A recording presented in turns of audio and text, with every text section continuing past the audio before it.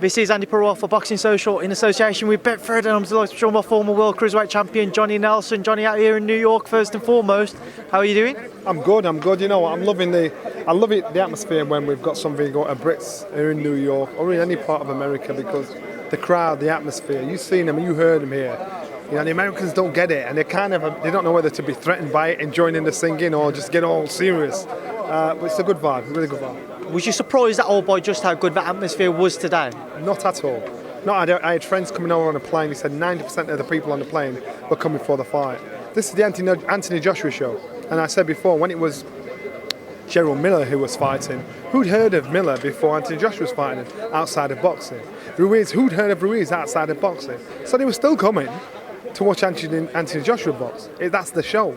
And that's why you've got to understand, he has that crossover appeal to people that aren't even into boxing, and that's where the door is. That's where the money is. It's the first time today, yesterday would have been, but today we've seen them both together. What do you make seeing them both head to head?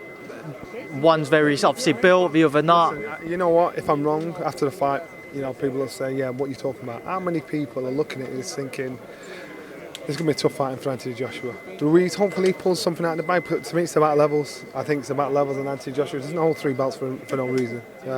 He's a champion, and the difference between the top heavyweights and the supreme heavyweights is actually massive. And we'll see that come Saturday night. Now you look at the top 3 heavyweights: Tyson Fury, Anthony Joshua, Deontay Wilder. Look at the size and look at the reach they've got.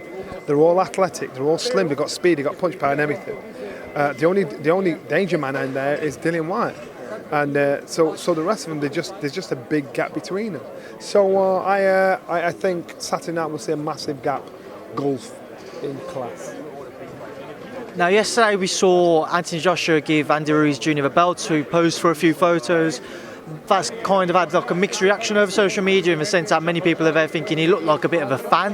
What was your thoughts on that?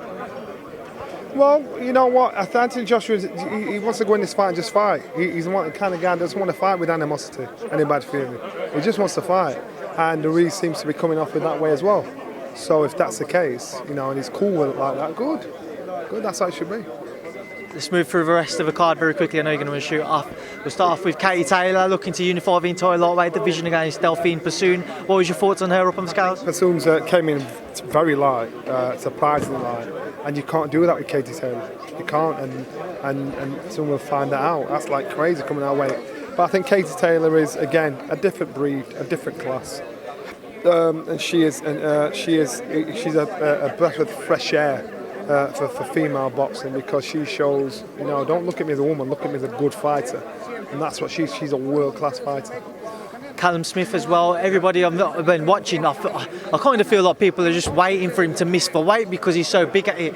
What are your thoughts on him making weight and Hassan Ndam? He's a freak. He's just a freak. Big guy. He's taller than me, and he makes that super middle. I think, you know, how do you do that? And I'm sure, I wonder if you can campaign comfortably at light heavy. Once you get in the weight and you're comfortable in the top of your skull, stay there. That's what you do. That's why that's why you're champ, you know. And his height, his reach, and the weight he makes him top of the tree.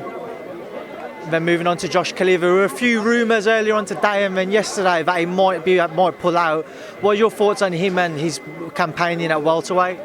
I'd be surprised if he does pull out. I spoke to his trainer Adam Booth yesterday. He was very confident about this. And on paper, it's such a dangerous fight for him. It's a big shout for him. He's weighed in now, you know. So no matter what, the fight's on, and we didn't see any issues there.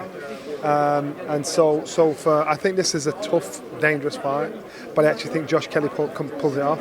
I think it's a class act, and people will not appreciate him, really appreciate him, until he doesn't need their adulation, he doesn't need their tap on the back. You know, the kid can fight, and so to put him in a situation now, this situation now shows a confidence in his people behind him, saying, right, this is you, get in there, son. Ray Robinson is indeed a very tough fight for Josh. If he's victorious, how far exactly away from? Josh? Yeah, if he's... Puts him in the top 15 in the world, creeps up again, gets in the top 10, creeps up again, gets in the top 5. This is him leapfrogging and making the most of his youth and the time he has now to get close to a world title. And Josh Buatsi also making his American debut. Your thoughts on him on the scales as well? Yeah, Joshua Buatsi is another class act. I think it's a great opportunity for British fighters to get in, to come to Madison Square Garden and say, I box in Madison Square Garden. And when would this happen in anybody's lifetime? And so again, it's just a great time to be a fighter. And finally, Tommy Coyle, the man who can't believe that he's here. What are your thoughts on his bout with Chris Algieri? He's got a tough fight. I hope he pulls it off. For him to get a win, never mind fighting Madison Square Garden, is massive. And you know, Chris Algieri is a clever guy. He's intelligent. Only lost to 3 people. Only stopped by Errol Spence. Lost on points to Pacquiao and Khan. So he knows he's in with a world-class fighter. So good on him. Good luck to Tommy. Tommy continues to say, I can't believe that I'm here, etc. Yeah. Is that a dangerous mentality going into it? Don't be fooled by that. Sometimes some people play the fool to catch the wise. Just remember those words. Well, Johnny, I've taken enough of your time this week. So as always, thanks for being Boxing Social. Bless. Send us down.